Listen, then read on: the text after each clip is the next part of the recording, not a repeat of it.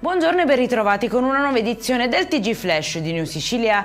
In apertura incidente sul lavoro nel Messinese, dove un 69enne, mentre eseguiva lavori di saldatura su travi in ferro, avrebbe perso l'equilibrio e sarebbe precipitato nel vuoto da un'altezza di circa 4 metri.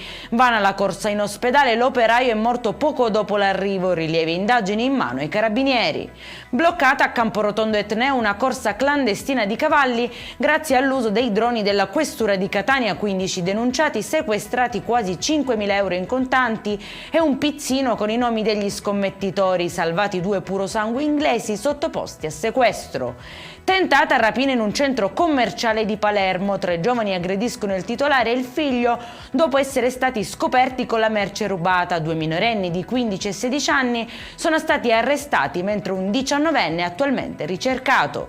Incendio doloso in un noto caseificio del mercato di Ortigia. Le telecamere avrebbero ripreso una persona mentre cospargeva benzina e appiccava il fuoco. Indagini in corso, non si esclude l'ipotesi intimidatoria.